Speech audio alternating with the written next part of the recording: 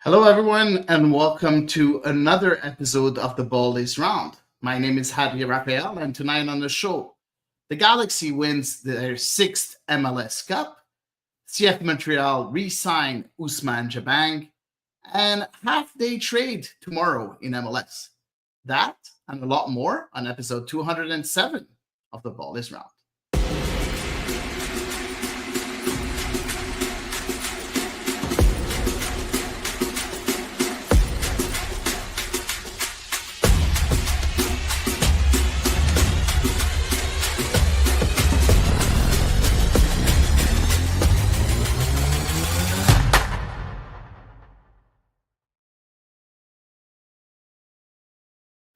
And I'm joined tonight by my good friend, Andy Coronado. Hey, Andy, how are you today? Hello, good sir. We're doing good. Yeah, Almost the end of you the changed your year. setup today. You changed your setup. Yeah, Look, usually you're in another room, right? believe it or not, no setup, no change. This is purely a Black Friday purchase. Like I just bought myself a new camera, and No, now, like, as you said, it's like a new place, a new Andy. nice. And honestly, I actually have to make sure that I look good Did you because put before the makeup on? Yeah, exactly. After that, I have the whole makeup crew on the side here, making sure that I look good because You're the makeup crew, aka your wife. yeah, Right? no, just not even. She could not care about just me. Okay, I'll join okay. you guys after. But no, it's a new camera, new me, I guess. I don't know. But what about you, Hady? How was your Black Friday? Did you do any shopping? Was it that Of shirt course you're I wearing? did. Of course I no. This is the when I was in Halifax, Oh, end of September. I went to the Wanderers store and okay. I bought a couple of merch. And Nice. my son is coming here to greet you guys. That's Say hi. okay. Say hi. Say hi. Okay. Now you can go. Thank you. Okay, so yeah, all is good. Maybe you can talk to the followers here and talk a bit about your Christmas shopping while I tend to that little fella here. Okay, won't be too long. For sure, guys. Well, look, I hope our listeners. First, I wanted to thank all the listeners. I know we don't have a lot of CF Montreal stuff to cover these past few days. As you guys know, we're in the off season, so we don't really, um, we don't really have much to cover. But we will, as always, bring you as much content as we can. But I hope in the comments you guys can tell us how your holiday shopping has been going. If you guys are gonna do a big anything that might be that you guys might have planned. We definitely here at the Ball is Round is are excited about what's coming up. But yes, we today we are going to be talking about the Galaxy game. Thank you for being back, Hattie, Did I? because nothing. Did you have enough things to say? That's what was my question. I'm Yeah, pretty sure sorry we about lost that. half of our Yeah. listeners just for No, that. no, pretty sure they didn't. No, I'm pretty sure they saw my son and said he's cute. He wasn't really cute now, but yeah. No. Poor guy. He's. I'm alone with him, so it's a Sure. bit rough. So I'm the only one that really tending to his needs for now. So Which yeah, is yeah. why, which So is why. Yeah, we go have ahead. Salam that's been saying that this song, like the CF Montreal song, the Ale Ale, he misses that. He says hi for sure, and then he said he's gonna wait until this new season begins. So I'm pretty sure he's not watching the MLS Cup playoffs, but he can't wait for the beginning of the season. And I think so do I. So do I. I think we need our dose, right, Andy? Yes. I mean, I'm like, I'm just can't wait for that feeling of being in Stad Saputo again, and just everything, just the vibes, the music, the people, and everything, the environment, just being back there. It's gonna be so exciting. But as I was telling our listeners, Hadi, we thank them for being here. We know it's not a big CF Montreal moments right now because there's not much going on, but we appreciate them being here. And yeah, and we'll Yeah, make it and quick for them tonight. we're gonna have fun tonight, right? Because we're gonna go on uh, hypothetics, and I'm pretty sure Eve, if she was here, she wouldn't have made the show. I'm pretty sure she hates hypothetics, but we are gonna go into what if mode, but also we're gonna talk a bit about what's happening in North America for sure. That MLS Cup final. Let's start with that, Andy. We're not gonna go analyze the whole game, but just to talk about it in general. The LA Galaxy reaching and winning their sixth MLS Cup, the first one since 2014. A very narrow win, 2-1 against the New York Red Bulls.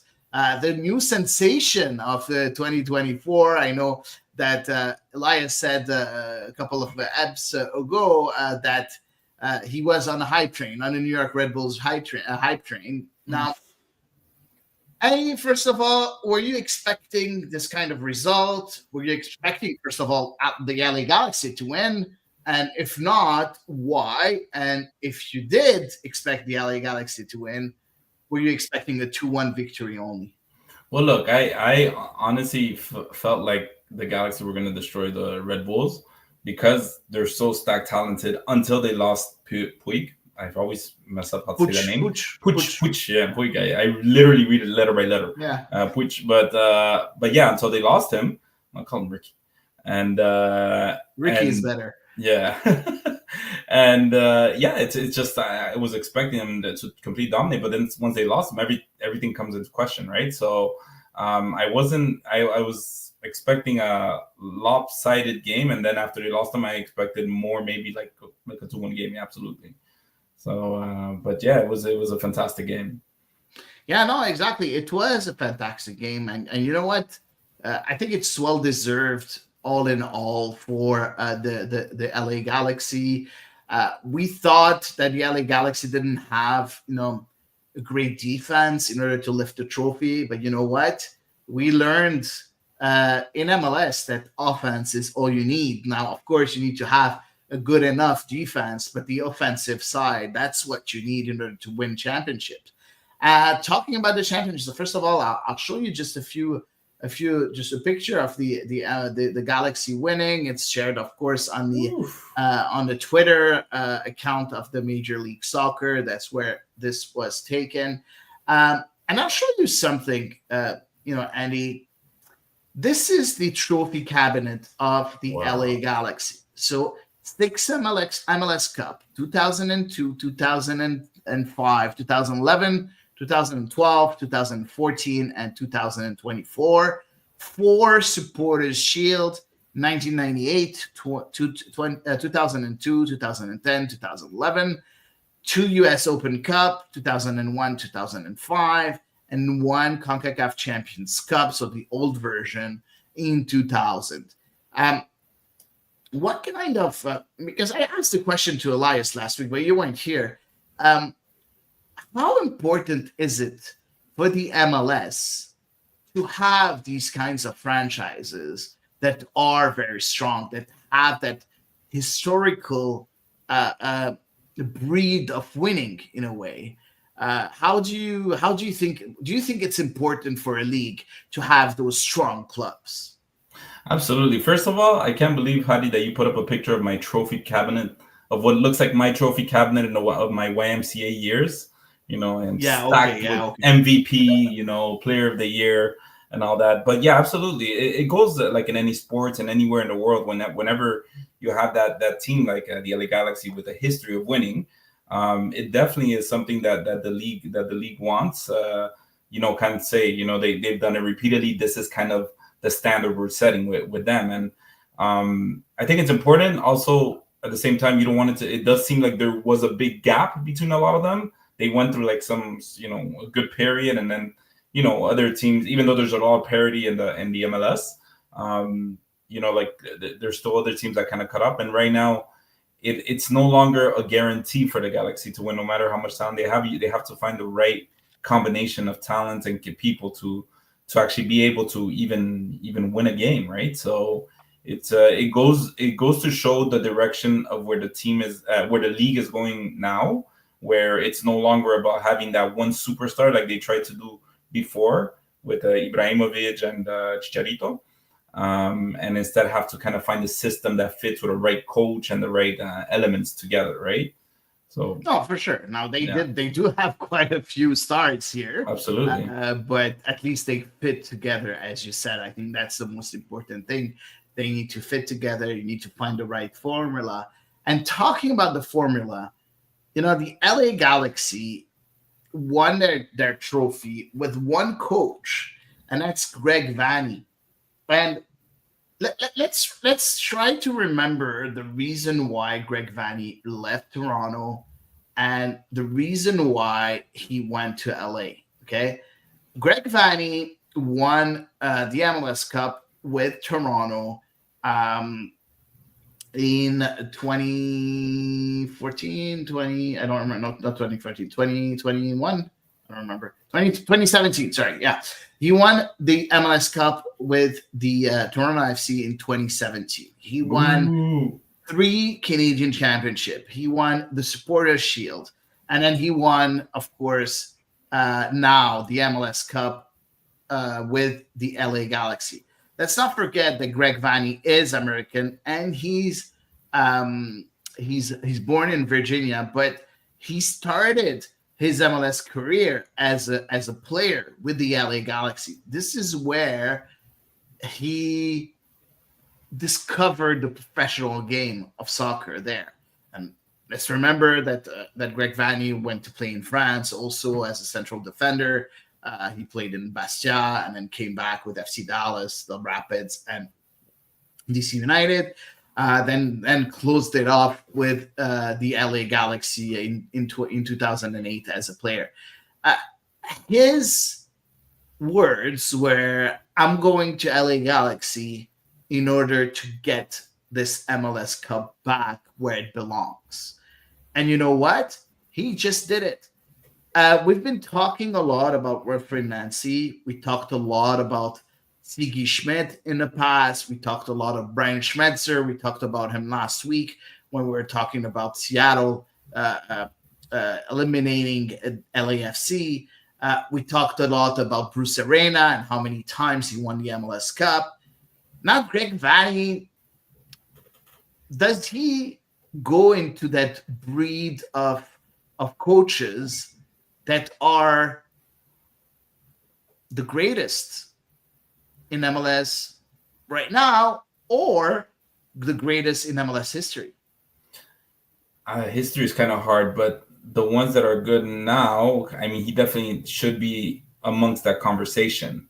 I don't see why not. I mean, he's proven time and time again that he can actually do it. For sure. I mean, he's had a history, and it's always, the league, it always is based on, what you did last. What was the last thing you did? It doesn't matter if you had 2 champions. If next year Greg Vanney comes back and he has a horrible season with horrible results and maybe like he loses the lock or whatever it may be, just a completely upside down season, then all of a sudden he's not the greatest coach anymore. He's not the coach that he's just another coach that maybe people will come up with all kind of excuses. Oh, but he had Ricky in his squad that time. Oh, and in Toronto he had this other guy in the squad. Like he was just lucky to have talented. How many times have we heard that from other coaches?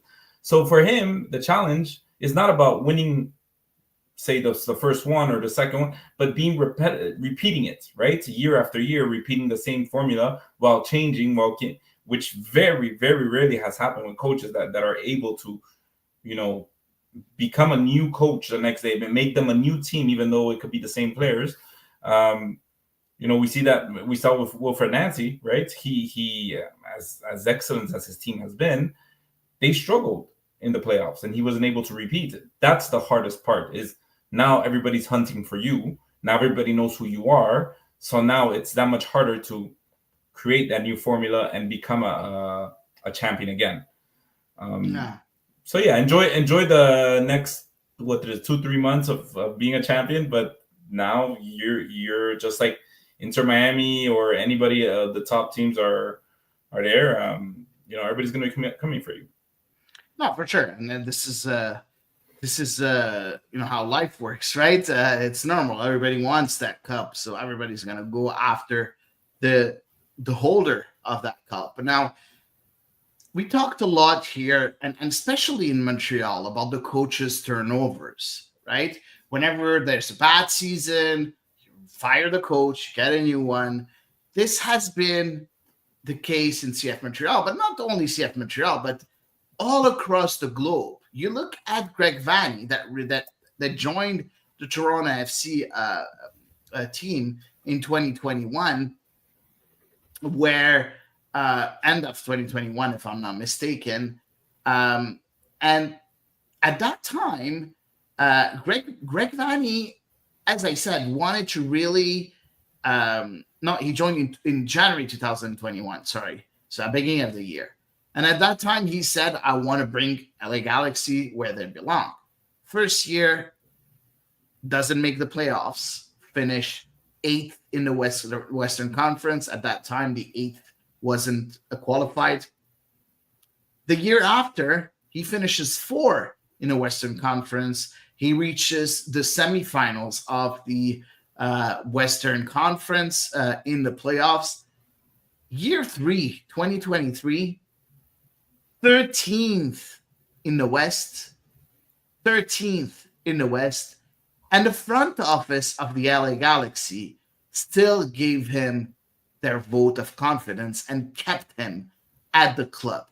How important is it for the front office to trust their coach, to build that trusting relationship between them and the coach, and let him make his mistakes in order to achieve greatness, which is what we're seeing from Greg Vanney right now, in your opinion, Andy? Oh, I mean, it's so important. I mean, I feel like, obviously the owners get the pressure from the fans. They obviously want to, the fans are the ones that pay the money and they're the ones that bring the revenue to them.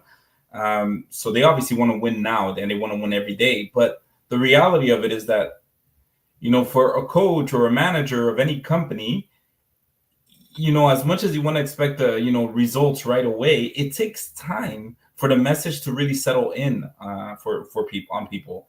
And again, it's important for it to be in the worst possible time that the front office gives that vote of confidence to your coach, because obviously, there's been times like we spoke about in this show with Laurent Courtois where he was losing games, he seemed to be losing the locker room with the Joseph Martinez saga and the Victor Wanyama saga and all that, and nobody really came. I mean, at the beginning, nobody really came out. Nobody was really talking except Laurent Courtois was the one facing the storm. But everybody was saying, Laurent Courtois is the issue here. He can't deal with veterans, whatever it may be. But at the end of the day, he stayed. He stayed, and obviously the front office never went, on record saying until Gabriel Gervais much later said that he had his vote of confidence. But it's so important because, again, for us, the fans that want to, that root for this team and want to see them win, it's important to see, okay, well, if the front office trusts this guy, is because they're seeing their everyday practice. They're having those conversations one-on-ones. They know what the plan is. They know why that mistake happened, or maybe something we saw in the public eye is misinterpreted to as opposed to what is being actually, said and all that. So that's I think extremely important. Yeah, no, for sure. I think it should be important to completely agree with you. I think it should be important also to leave the coach make mistakes, because if he doesn't make mistakes, you're not going to know exactly where he wants to go. If you don't make mistakes, you're not going to be able to develop anything either. So I'm very, very, very excited and very happy to see front office leaving their chance to Greg Vanney, and I'm excited to see what's gonna come up next for Greg Vanney. Is he gonna stay with the LA Galaxy? Is he gonna be looking for a club in Europe? Because as I said a bit earlier, he did play in France already, so he has contacts in Europe. It's not something new for him. He did try that experience, so maybe he still have contacts there. So I don't know. Still, I think it's going to be very exciting to see the future of Greg Vanney. But Hady, are they really patient in Europe anymore with coaches to see them No. develop like the MLSs? But it depends. If you go to a club, let's say a second division club somewhere that has a project for 2-3 years, I'm thinking if you look at, in France, you have Troyes. Troyes is in second division. They're owned by the City Group, by the way, so they have money. Maybe they will, they want to go back in the first division with the money of City. It's something that they can build. They can build a project. They can give him maybe a couple of years for him to go and try stuff and reach, it just feels like now stars. yeah, South America and both Europe are now just like, you know what, you don't But give me results within the next 10 games, you're out. And again, it no longer, whatever that he did in the MLS is no longer accounted for. It's just, what did you do for me yesterday? What did you do for me today? You lost me 10 games in a row. Well, I'm sorry. I mean, that's not what we hired you for. So anyways, it's just, I could ramble on about that because it's such a weird and I guess modern philosophy if you want, because it didn't used to be that way, in my opinion. But yeah, it's football now. Yeah, it is what it is, unfortunately. But yeah, I'm pretty sure you can find, it's very rare, but I'm pretty sure you can find, ownerships or front offices that will give a 2-3 year project and be patient with a coach that has a clear project in mind. Now, I'm still surprised on how in year 3, if you finish 26th in the MLS, you keep your job. I'm still surprised about that decision from the Galaxy. But you know what? Hey, it was the right one, right? But I was surprised that he kept his position last year. But it's because we don't see it all, Hady. That's the reality. Yeah. We just, as fans, we see the game, we see the 90 minutes, the win or the loss, and we see them go back in the locker room. But there's so many conversations being behind the scenes that at the worst moments is like, everybody wants to blame somebody. Yeah. But there's conversations being had that make it sense. I know we talk about soccer here, and I know this is the MLS, but a very good example. I grew up in the U.S., so I used to watch a lot of football, American football. So I'm not going to get too deep into it, but the Detroit Lions, they also were. You can talk. I just don't understand what you're saying, but go ahead. If anybody understands me. But anyways, there was a similar example of a football team that was doing very bad in the past years, and now today, after when everybody was calling that coach's head, the ownership said, we're sticking with this guy, we're not letting him go. And today in this season, he's there, that team is just dominating the league. And it's just anyways, not gonna get too deep into football, but it's just the reality of sports that it happens in the worst of the worst moments. 1 + 1 = 2, Hady, right? We're losing, firing the coach makes a lot of sense. We're gonna win again. It isn't always the same case, because you'll see a lot of these teams that do that just continue losing and losing and losing. Yeah, but for some teams it works too. So yeah, at the end of the day, I think it all comes back to your relationship, and I'll just close the loop altogether. It all depends on the relationship that the front office has with the coach, and that relationship of trust. That's what you need to keep. If you're losing trust into the person that's leading your project, that's a problem. But if you still trust him, if you still think that he's in control, why fire him? If he still has the fire, has the will, and has the ability, and Greg Vanney already did it by lifting MLS Cup, then why not? And you know what? Good for the Galaxy for sticking with Greg Vanney after a very, very difficult season. Good for them. Absolutely. Now, let's talk about that game. A 2-1 win from the Galaxy against the Red Bulls. We were expecting a lot more. So, when you first talk about the game, in your opinion, the absence of Ricky Puig, that really, was a blow for the LA Galaxy. But at the same time, you're talking about the New York Red Bulls that have won every single round in the MLS playoffs without conceding one goal. So at the same time, my question for you is it really Ricky Puig absence that made it that close? Or is it the New York Red Bull defense that's that good? I mean, look, when I was watching the game yesterday, it just the Red Bulls they seem to rise when it's necessary. They seem to play with an intensity with a drive I mean, they had some opportunities yesterday. I mean, honestly, it should have probably either gone to overtime or penalties. I don't know, but they had their opportunities and they didn't play bad. I mean, we're focusing on LA Galaxy winning, but the Red Bulls they actually played well, but they just missed on their opportunities. And as we've seen it throughout the season with other teams, is you can play the most beautiful midfield and passes and set up the most perfect assist, but at the end of the day, if you don't have that finishing touch or you don't have that creativity to get in the net, then well, you lose the game, and that's all that we focus on at the end of the day, right? And somebody's holding the trophy and somebody's not, and that's just what we saw. I mean, the Red Bulls they played well, they didn't play bad, they played a stout defense, and yes, I mean, I'm sure. In retrospect, we can see Ricky, maybe this game would have been 5-0 with him in it. We don't know. Or maybe they would have lost. We just don't know. But he was definitely a key piece of this team. But at the end of the day, like as we said, is Greg Vanney just kind of he used the pieces the right way. He placed players in the right position so that his system still worked. And that's what we saw. We just saw a system that worked. And regardless who was in the system, they could continue winning. So that's what mattered the most, and that's why we see that the LA Galaxy won. Is besides who Red Bulls looked heartbroken yesterday after the game because you knew they gave it a raw. It wasn't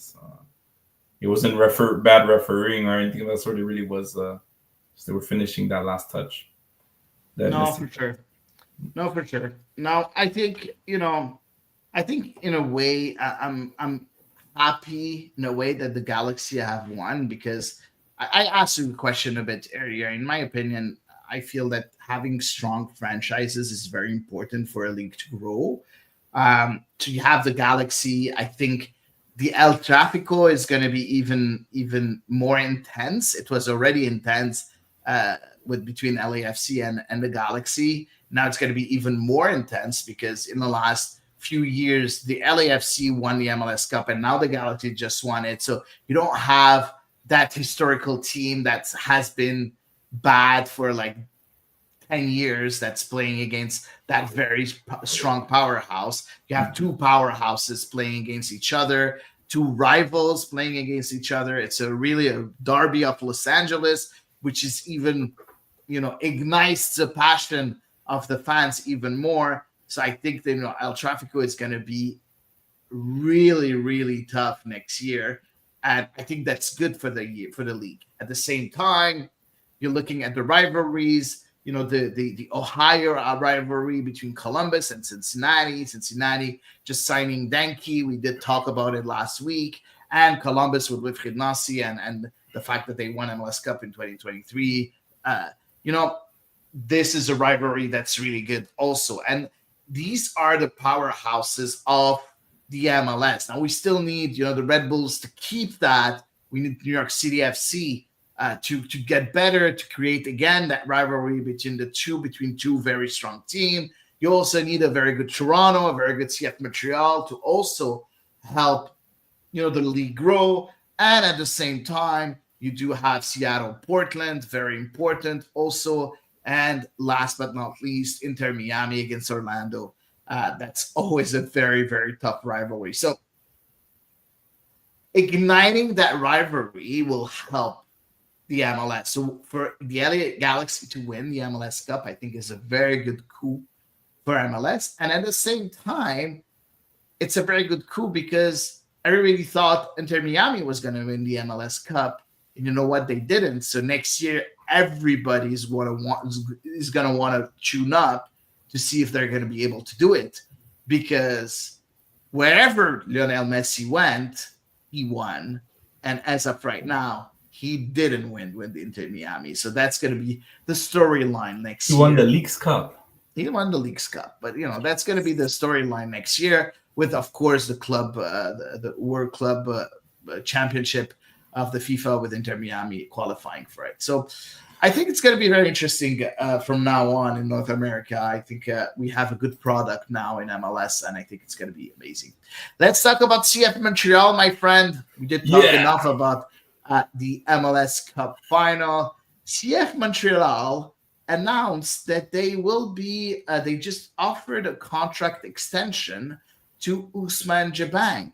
We did talk about it a bit in the past few weeks. Ousmane Jabang signing 1 year with 2 years extension. So two options for 2026 and 2027. Any, do you like that contract, or do you feel that it's not really worth it? Look, I found that a very interesting sign. We knew they were in conversation. They had left that. They had published that in their last message, in their last publication, that they were in negotiation with him. And I was like, well, look, he could be a decent backup, but he's, I believe, 23 years old right now. And at 23, I don't know what to expect of a 1 year with 2 options of a contract. I think, Hady, this year, depending on how many minutes, if we send Ousmane Jabang again on a loan this year to make him play, he's done. Similar to Ilias Elialis, I believe his name was where they sent him out on a loan, and pretty much that concluded his time here, But if he's going to be riding the bench on a 1 year with 2 options, I don't think that's a very big vote of confidence. So for him, it's really, I like that contract because you get the most, I think, the most out of players in the sense of motivation, where they're gonna practice harder, and hopefully that reflects on the field, because they're fighting for a contract either here or elsewhere, or for here for them to pick up the option. I like that in that sense, but at the same time, for a 23-year-old center back, defensive midfielder, where we have Samuel Piette, how are you going to be fighting for minutes against Samuel Piette? Or Nathan Saliba, who also plays defensive midfield. So kind of weird. I don't know if he has, ambitions to go to Europe. I don't know if that's a conversation again behind the scenes. We assume that most players do, but some don't. So yeah, that's my take on that signing. I'm kind of confused about it, but if it helps, push, say, Samuel Piette to play better, or we get to see, because when I saw him play in Las Vegas, I also saw him play central defensive midfield, and I really liked what I saw. But again, the competition is different than MLS, right? So we're excited to see. But again, it's if we don't see any progress by, say, May or June, then honestly, I don't know. I don't think he gets another chance. He gets picked up again. You know what? I'm not on the same wavelength like you. I love that signing. I really, really do. The reason behind it is that, yes, Samuel Piette is an Iron Man. Yes, he's a pit bull. Yes, he's everything. But he's not going to be able to play the 40 games during the season. You have 34 games in the league. You have Leagues Cup. You have the Canadian Championship. You have approximately 40 games. So Samuel Piette is not going to be able to play them all. If you're playing with 2 midfielders in your tactical formation, you have Nathan Saliba, we all know about it, and you have Samuel Piette as the starters. You need backups, and usually you need at least 2 backups for the 2 starters right now, and you don't have those backups. I think they still need to sign another defensive midfielder, because right now it's only the 3 of them with Ousmane Jabang. There's nobody else. So yes, you can do some makeshift moves with Bryce Duke dropping, with Waterman playing up front, but it's not that role. What I really liked is that Ousmane Jabang can be that 4th defensive midfielder that will get between 8 and 12 games this season, which is really, really good. At the same time, it gives an option to Laurent Courtois. The option that's very interesting, and he said it here on the show, on The Ball is Round, episode 200, where we had him. It's very important for him to have versatile players. It's very important for him to have players that can play 2 or 3 different positions. And Ousmane Jabang, when he's on the bench, he fills 2 needs. He fills the first need, which is defensive midfielder, but also central defenders. We all know usually you rarely substitute a central defender unless there's an injury. So you don't need to have like 4 central defenders on your bench, but you need to have at least 1 just in case. By the same time, Ousmane Jabang is here in order to fill that role. So I like that. Also, you told us here on the show, on The Ball Is Round, Andy, that he was very interesting as a defensive midfielder with the Las Vegas Lights. This is something that we didn't know before. I think that's a new information, that when he was with the club the previous year, nobody knew that he was able to play number 6. And I think you need that second, that relief for Samuel Piet to come and play, sometimes close out games for 10 minutes. I like that signing, and there's no risks. It's only 1 year. So if it doesn't pan out, it doesn't pan out. But at the same time, if it does, that's a great move. You have two option years.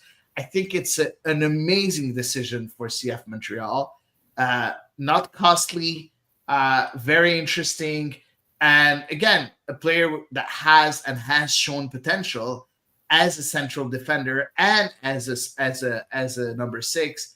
I like that. I like that move, because you're not going to be able to bring some very good players at every roster spot available. You only have 16 players on the contract. You need 14 players to complete your 30-man roster. 14 players. You're not going to be able to go and sign players for many. And this is a good and intelligent signing for Ousmane Jabang and for CF Montreal, in my opinion.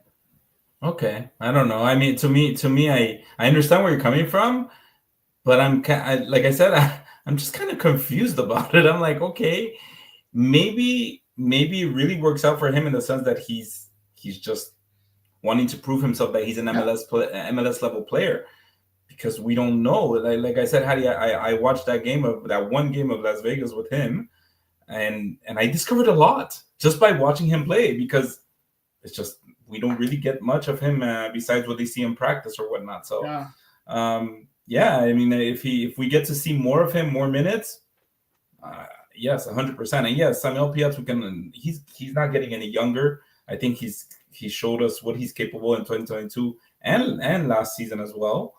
But he's still very young. He's not even 30. He's going to be 30. I know. Like, he's still very young. He still have 4 or 5 years under his belt very easily. Sure. Like, but if you look at Dax McCarty, he played until 39. Like, I don't think he'll play that long, Samuel Piet, but he still have 4 to 5 very good years with us, and like being at the top of his game. So I'm not worried about his age, but you need to prepare.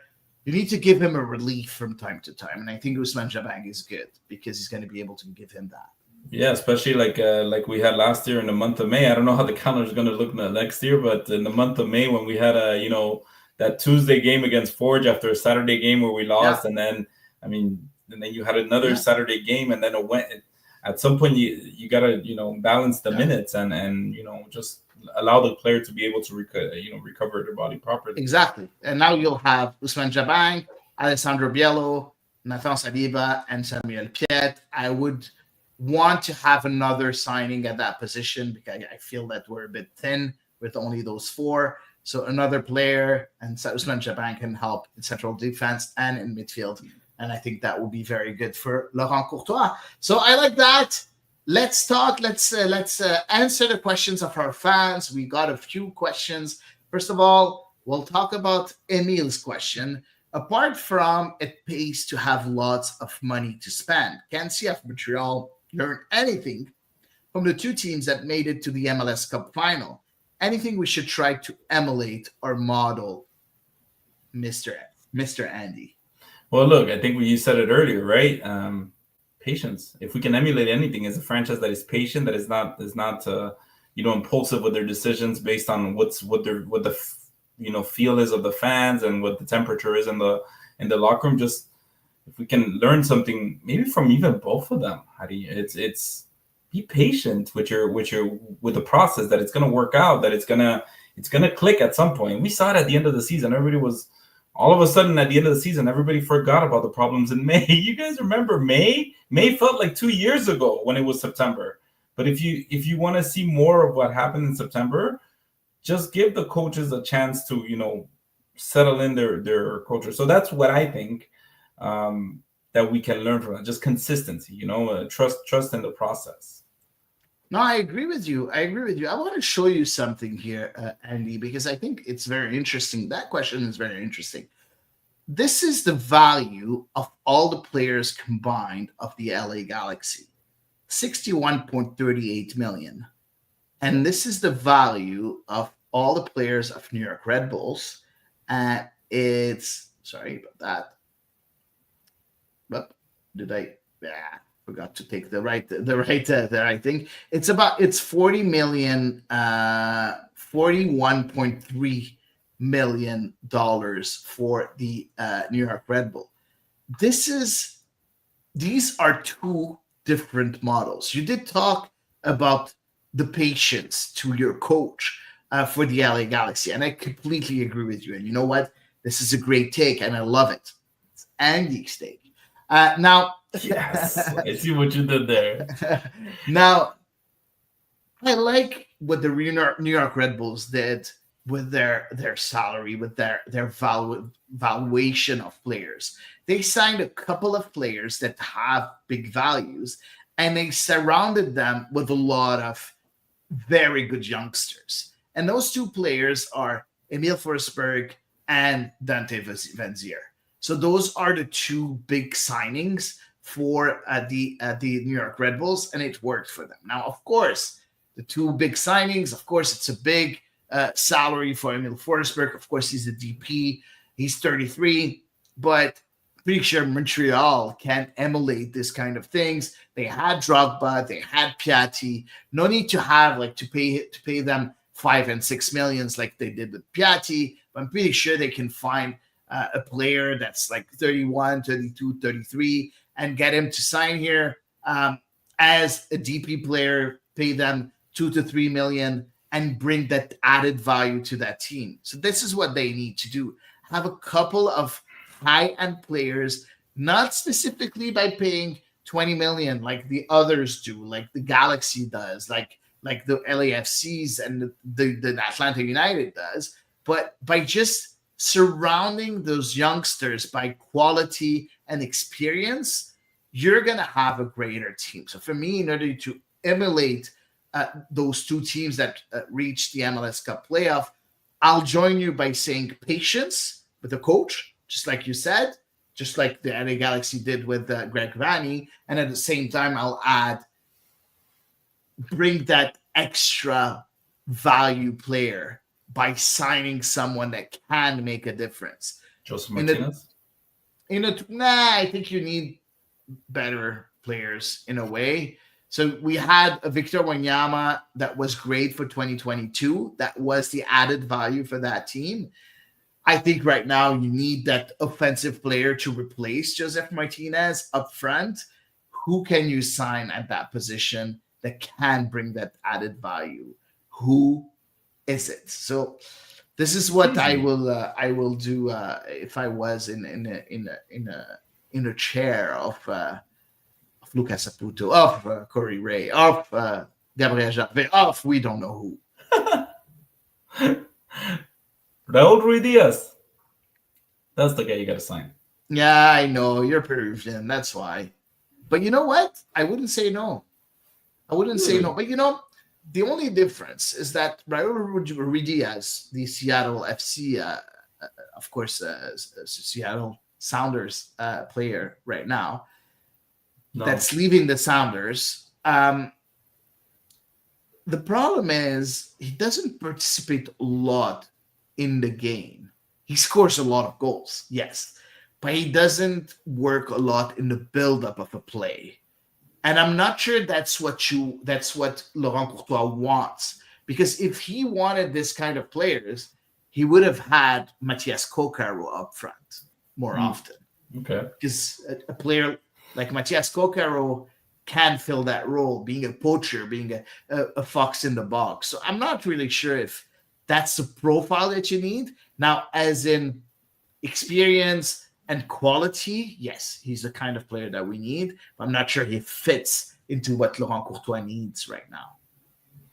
I mean, if he can bring any kind of, he knows the league. If he can bring any kind of value to someone like Matias Cocaro, that they all both speak Spanish, and teach him a little bit about how the MLS works, it'd be great. But yes, absolutely, I think Laurent Courtois has always been very transparent at what he wants from his players and what he expects from his front three. He always mentions his front three is his first defense. If the front three is not playing to his style, to the way he likes to do it, then there's no reason for them to be there. And we saw that a lot with I think Yankov and Jules Anthony was saying that they got in a lot of trouble because they weren't playing that style that Laurent Courtois likes. So yeah, no, Vincent, I think he was just more injured, but I agree with you on Yankov. I completely agree with that. They'll say he had the trouble, huh? He had trouble with Courtois. Yeah. Problem. Yeah, like all. But he did have it. He was injured. He had a lot of minutes under Courtois, a lot more than Yankov. Yeah. So, okay. All right. Yeah. So moving on, we do have another question, another set of questions from Dr. Foot. First, do you think CF Montreal will move during the short window this Monday? We'll talk about it a bit later. Let's not answer this right now. Which CF Montreal player could interest San Diego? And are you satisfied that CF Montreal extended Joel Waterman? So I'll ask you to answer the last two questions, Andy. I'll give my take right after. Well, look, we already spoke about, I think 2 shows ago, about who would interest San Diego, and I think we all agreed that purely solely based on salary, it would probably be Matias Cocaro and Dominic Yankov, just based on salary, and if we really are going through a rebuild and CF Montreal skimming all salaries to start from zero. That's the only ones that I think could interest them, but we have no idea. I think they just signed their head coach too, right? He's a European, European guy. So I didn't follow we don't know. We don't know exactly what to expect of them, what their style will be, but yeah, as far as what maybe a young player can maybe provide something to them that they didn't provide it, that didn't work out with Montreal, I think could be them, but we don't know. We don't know what their plans are. Yeah, they signed as a coach Mickey Varas in September. That was recent. No, in September. He was an assistant coach with the U.S. national team before, and he hasn't coached as it's his first job as a head coach. So it's going to be interesting to see what he can bring for sure. I want to answer those two questions in a way. Did you answer the Joel Waterman? Second one? Yeah, the Joel Waterman. So what was the question? What did we think of that? Are you satisfied? I'm very happy, man, because if this is making a statement like, a player that we can build a team around, say the defense, or the midfield and all that, we're finally paying them, because I know that Nilton George said that some sources close to him told him that that's the salary. We don't know if it's true or false until the facts come out. But if it is true that they're paying him a lot higher than usual, then that's good, because I'm very satisfied in that sense, in the sense of like, if they're paying them what they deserve and they're saying we'll pay you to stay here because we want to build the team around here and believe in you, then good. But don't just throw out bad contracts like we've done in the past, right? So I'm satisfied with it. Definitely someone that at least for the next 3 years we can expect to build around him with so many younger defenders when George Campbell and Fernando Alvarez, and I'm very, very happy with that. Yeah, I'm very happy too. I did spoke about it. I'm very happy because I think people tend to forget that this player, yes, came from CPL, but has grown so much to the point where he's in contention to take the captain armband. This is how much he grew. And at the same time, it's not even a question anymore if he's part of the Canada men's national team setup. He's being called up every time. He He got to play last time in the last window. He's not that kind of player that's just in rotation with the Canadian men's national team. He's a legit central defender for the national team. And he did play in the back four before. So not only for when Jesse March plays in a back three, even when he plays in the back four, he's being given minutes. And that's huge. That's huge. And you know what? I'm happy that we have him here.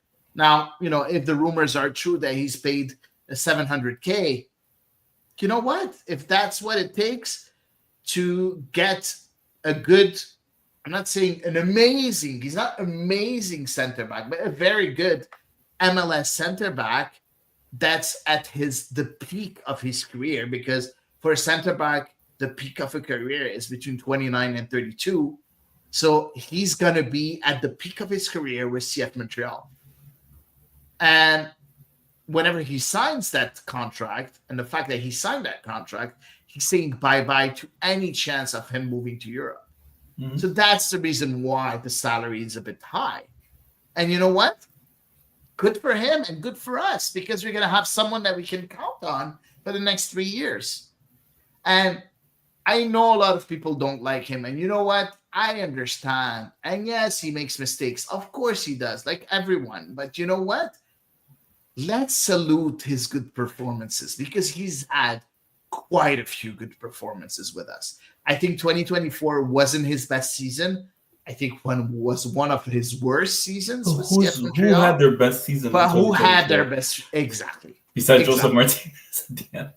And even there, Joseph Martinez had very good 10 games at the end of the season. That's it. People forget, huh? Yeah, exactly. Yeah. So I don't know. I'm happy about that signing. And to answer the second question that I didn't answer, what was it? The second question for who interests San Diego? I need to see who's going to be protected and who's not going to be protected for CF Montreal. Yeah, hard question to answer, honestly. But I feel that any of the 16 players that were signed by CF Montreal, that are under contract with CF Montreal, could interest San Diego, because most of them are young players that have very high potential. If you talk about Alvarez, if you talk about George Campbell, if you talk about, they're very interesting. Now, maybe up front, it's not going to be the players that are going to be of interest for San Diego, Vilsan, Sunusi, and I don't think it's going to be very interesting for them. If you don't protect Sam Piet, I'm pretty sure San Diego is going to come and take him 100%. But yeah, I think we have quite a good players that can be rotation players for San Diego, or even starters for the first year. It's very rare to have a team that's ready in their first year of expansion. It used to happen in the past, but now we have an established league. It's very hard to find the right formula in season one. So I think they could be interested in some of the players. Let's wait and see if that's going to happen. Moving on, third and last subject, half trade window next Monday. So tomorrow, 9 a.m. to 1 p.m. So I'll specify exactly what it means. It means specifically only MLS trades are open. That's it. Only MLS trades. Nothing else. You can't go and sign free agents. Only MLS trades. Do you think anything is going to happen? And that's the question, Dr. Foot. Do you think that's the third question for Dr. Foot? And I feel that also Normand is asking, will there be any roster moves before January 1st? So we'll extend that a bit more after. Let's start with Dr. Foot for now. CF Montreal in recent years has had decent success with intra-MLS trades. Yeah. But it doesn't happen. It doesn't happen all the, like, it hasn't happened all the time. There's been some moves that haven't panned out, but they've been successful in doing it. Have they done it in the half a days?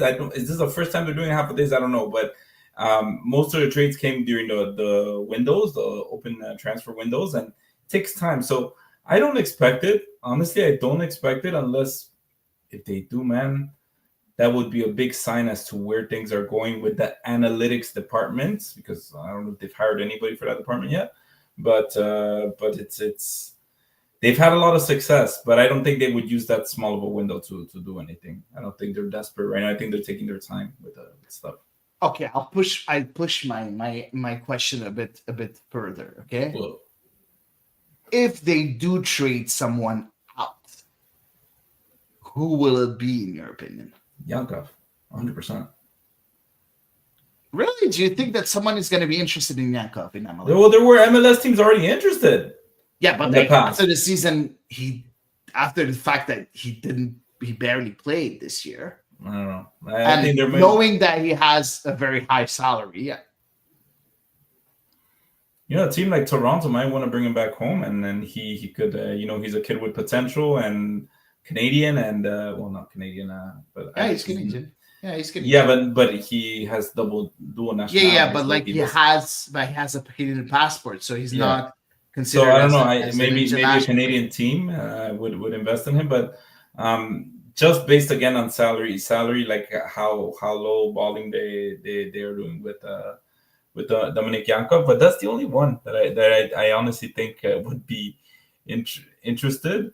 As far as who CF Montreal would want to maybe capitalize on their value right now because you never know if it's going to go down, I would say Bryce Duke, because Bryce Duke had as we mentioned earlier, Hady, with the last 10 games.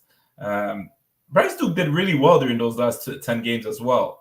So I don't know if they want to use that to capitalize and maybe his value and a team that might be desperate for an attacking midfielder that wants to that has potential in MLS. I'll say MLS level because I don't think he has European level potential. I think he would be the one that if CF Montreal wants to capitalize on his value. I agree with you. I don't agree with you with Yankov. I think I made that clear. But I agree with you with Duke. I think that would be a good thing. I don't think it's going to happen, though, because I think that Laurent Courtois rates him very high. So I don't think it's going to happen. I think there's two players that I feel could interest teams, and CF Montreal will not be opposed to letting them go. Two players other than Bryce Duke. The first one in Matías Coccaro. I think a lot of teams would need that high press style of striker that could be very important in a team that does a high press. A Red Bulls a team, for example, or these kinds of teams that really plays very high up the pitch. Maybe the Houston Dynamo in a way. So maybe the Rapids. Like Max Urruti. Like Max Urruti when he went to... Yeah, but he has a bit more talent than Max Urruti. So, no, he does. So that's the first thing. I would be very sad if Matías Coccaro leaves. I think that we didn't see the best of him. I think he has a lot more to give than what he showed in 2024. The second player, in my opinion, is Kwadwo Opoku. I feel that he fits on. I don't think Laurent Courtois sees a position for him in his system. Yeah. And he's only 23. So he has a lot of talent. Yeah. I'm pretty sure a lot of teams will want to have Kwadwo Opoku in their team. Why not the expansion team, San Diego, to pick him up during the expansion draft? I completely forgot about him. Yeah. That's how important he is to the team. I completely forgot that he was on a roster. Yeah.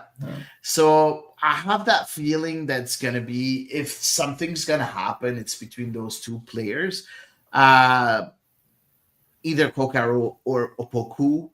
The rest, again, Bryce Duke, I don't think it's going to happen because he's rated very highly by Laurent Courtois. And for Dominic Yankov, for me, there's no interest for him, in my opinion. I don't see how there's an interest for him. Yes, he's Bulgarian international, but he didn't show anything last year. So, but how many players have we seen Laurent Courtois value highly, like you say, like he does with Bryce Duke, and then they're gone? Like who? Like Well, one, look, we saw that he valued one. high Ron. Yeah, well, Ron, did he really? I don't know. Yeah, he was a starter. Yeah, I guess. But as publicly like endorsing him, I mean, I don't remember him how he spoke about Ron, but I remember him. He spoke highly of Victor Wanyama, and he's gone. You know, he did. He spoke Yeah, highly of him. but he spoke Um, highly of him as an experienced player, not as a player on the pitch. he spoke highly Never. of Joseph Martinez as well since the beginning until he said, of course, the betrayal, and then after he continued speaking well of him, but he's gone. So it's for me, it's purely from a business standpoint. I would have completely chosen Quadrupoco as well because he has maybe some value. We don't know if it's going to drop more next year if he really can't crack the starting lineup. And I think at some point the team has to make a choice because it is kind of a loaded position right now with a lot of talent. Yeah, Because Yankov does have talent, Opoku does have talent, Duke has talent, and now we have Clark. It's a loaded position. So you're playing with two offensive midfielder. You need at least four in your squad. You have right now four. yeah, but they all want to be starters. Yeah, but And that's normal. I hope that they're all going to be yeah, starters, or but else but you're not this going to team have doesn't competition. offer that. This team doesn't offer that. I mean, they're getting, like I said, where they're You not have getting any 40 younger. games, man. You have 40 games in a season. Yeah, you have more than enough time to play all the four of them. You have more than enough time. And don't forget that sometimes you're tired, sometimes you're not in a good day. So you need to have that substitution that comes in and brings an added value. You need four offensive midfielders if you're going to play with two offensive midfielders every game. You need four for the season, if not five. No, I agree If with you, not five. but that's where that veteran that we're talking about, that veteran that you were Yeah. saying that the added value would go in that position. Yeah, But I I agree. bet if there is a trade tomorrow, I'm putting my money on that it's got to be one of the attacking midfielders because it is a loaded position, and that's where they will get the most value. That's what I'm willing to bet on. Yeah. No, But I don't think anything's going to happen tomorrow. let's wait and see. No, I'm pretty sure something's gonna happen. I feel that Gabriel Gervais and his team, because I don't know who to say anymore, but like Gabriel Gervais and his team are really looking into a major overhaul of the squad. So if they can with analytics get those special players here and there, they'll go and get them as fast as possible. I'll be surprised if they don't move. That's how confident I am that they're gonna move tomorrow. I don't know why. It's a feeling. I might be completely wrong, but I have that feeling that they will move very very early and starting tomorrow. Now, don't forget, we did talk about tomorrow being the half trade day.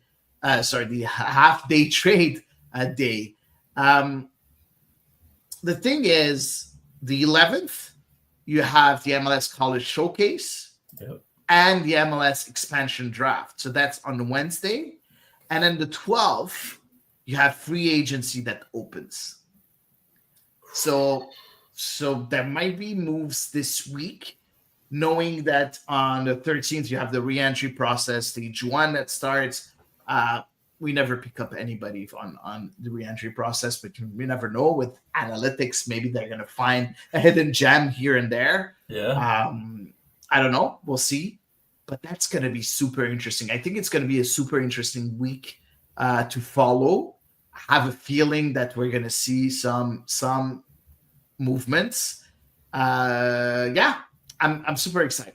Super excited. I have a strong feeling for that. So I think it's exciting to see these moves because we're starting to see, like, put the puzzles together as to what Laurent Courtois wants, what this new sporting structure wants, because they send a message with every move they make. They're sending a message to us, the fans. They're sending us a message like, we're doing this, we're going in this direction. If they trade away Matias Kokaro or Dominic Yakov, again, they're sending a message. There is a message to it. Like, yeah, these guys are talented. We believed at them at some point, but yeah, no, not now. We'd rather maximize their value, right? Yeah. So yeah. And you know how Let's crazy they would go if they don't protect Samuel Piet? How insane we would go if Yeah, they don't. I don't think this is gonna happen. I think tomorrow is the day where they need to tomorrow or the day after tomorrow where they need to send either Monday or Tuesday. They need to send the list of protected players, so that's gonna be interesting too. Yeah. To see what's gonna happen. So yeah, I think it's an interesting week for CF Montreal. Very interesting week for the Ball is Round 2. Of course, we'll be here next week. I think it's going to wrap up our episode. It's going to be a bit short today. Yeah. Not a lot of news, unfortunately. Next Sunday, we will have an episode, by the way, guys. So we are going to be here next Sunday for sure. And maybe the following Sunday on the 22nd, too. We might be here. And then we'll take a couple of weeks off afterwards. We still haven't discussed this. So we'll see for that. But we're here next Sunday. Andy, thank you for being here with us, with me tonight. Whoa. Thanks. With your son. Thanks a lot. But before we leave, we have a BOB that just sent a message asking us off topic, what's happening with Koné and Marseille? That's your topic right there. By the way, Marseille is second in the league, 5 points away from Paris Saint-Germain, which is really, really good. Very happy they won today 2-0 in Saint-Etienne. Koné didn't play. I don't think it's a big problem. I think that Ishmael Koné needs to learn that he needs to be a lot more serious in a big club. And Marseille is within the 30, 40 best clubs in the world. You need to step up your game. You can't really be that player that shows up here and there, the player that's not 100% in training, the nonchalant, approach that he has to the game. That needs to be gone. And Roberto De Zerbi, which is the coach of Marseille, said it, that he believes in his quality, but he needs to be a bit more serious. So that's what's happening with Ishmael Koné. I think it's still going to work for Marseille because he's going to have a lot of minutes, in my opinion. But as of right now, he hasn't shown his seriousness yet while in training and in Marseille. So I feel it's going to come. It's a learning curve for him. So hopefully he will. I'm pretty sure he's going to get minutes in that. Now he's playing with a 3-man midfield. So he does fit in that. Oh, you just asked the question. Yeah, does he fit in the system? Yeah. Yes, he does. In that 3-man midfield, he can play that role. I think today was a good example where he could have had an impact against Saint-Etienne. Again, against teams that are not very strong, I think Ishmael Koné should play because you see a player like Valentin Rongier that's a bit more conservative, that's not maybe needed against, weaker teams. So you need a more offensive player like Ishmael Koné. So I think this is where he's going to get his minutes, in my opinion. But let's wait and see. I like the fact that Roberto De Zerbi is giving him time. He's doing the same thing with Eniwayi. So I think it's gonna be good for him, and we'll see the best version of Ishmael Koné in 2025, in my opinion. So that's a bit the off-topic subject. Sorry about that, Andy, but I had to answer. Man. All good, man. Thank you very much for being here with me again. Thanks everyone for listening to the show, and we'll see you next week for episode 208 of The Ball is Round. Yeah.